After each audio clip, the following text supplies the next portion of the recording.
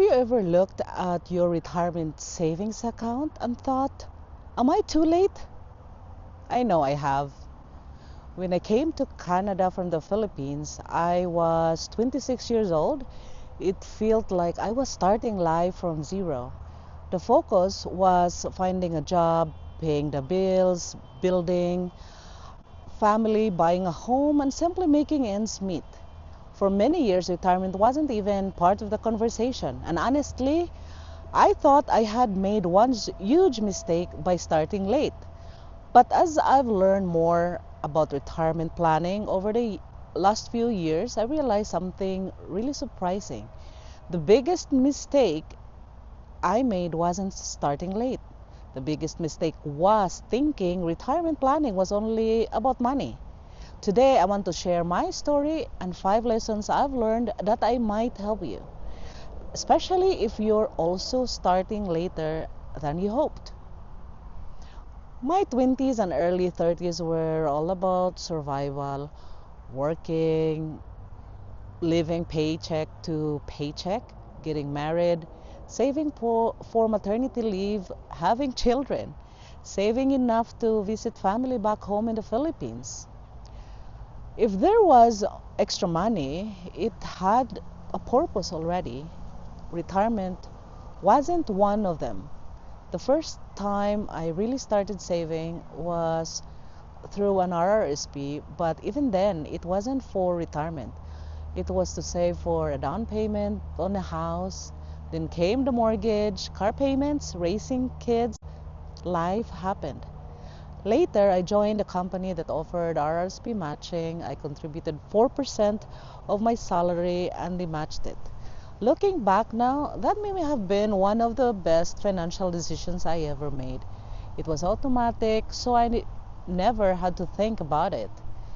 Years later, I opened my own RRSP account and started contributing every month. Not thousands of dollars, just consistent contributions of $100 to $200. Just consistent contributions, and over time, I could actually see my investment growing. That was when I truly understood the power of consistency and compound growth. Lesson one for me is that don't wait for the perfect time. I used to think I would start saving when I had extra money. The truth is, there was always something else: a vacation, home repairs, kids' activities, a new car. Life will always give us reasons to wait. Starting small is still starting. Even a small monthly contribution can become something meaningful over time. Lesson two for me is that take advantage of employer matching. If your employer offers a retirement matching program, don't ignore it. I almost did. That matching contribution is part of your compensation. It's money working for your future. And because it comes directly from your paycheck, it becomes a habit. Sometimes the best financial decisions are the ones that happen automatically. Lesson number three for me is retirement isn't just about numbers. This is a lesson that changed how I think about retirement. For years, I focused on one question: how much money do I need?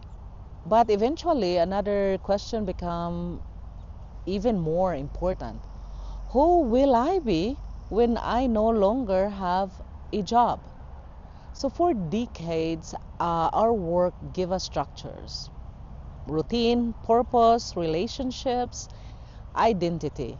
If you suddenly remove all of that, what fills the space? That's why I started thinking about hobbies, volunteering, travel, learning new skills, and creating content here on YouTube. I'm not just preparing financially, I'm preparing emotionally and mentally too.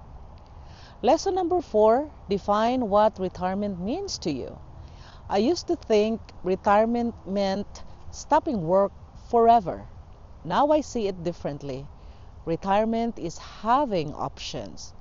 Maybe I continue working part-time. Maybe I travel more. Maybe I volunteer more. Maybe I spend more time with family. Maybe I create videos like this because I really enjoy sharing what I'm learning. Financial freedom isn't about doing nothing. It's about choosing how you want to spend your time. And lesson number 5 for me, it's never too late to start. Sometimes I wonder what would have happened if someone had explained investing and compound growth to me when I was 26. Maybe I would have started earlier, maybe not. But I've stopped focusing on what I didn't do. Instead, I focus on what I can do today. Every contribution matters. Every step forward matters. And maybe that's what being retirement curious is all about. Not having all the answers, just continuing to learn and prepare for the next chapter. I'd love to hear from you. If you're planning for retirement, what's one thing you wish someone had told you when you were younger? And if you're already retired, what advice would you give for the rest of us? What surprised you the most? What mistakes should we avoid? I truly believe we can learn just as much from each other's experiences as we can from the books or financial experts, right? So let's start that conversation in the comments.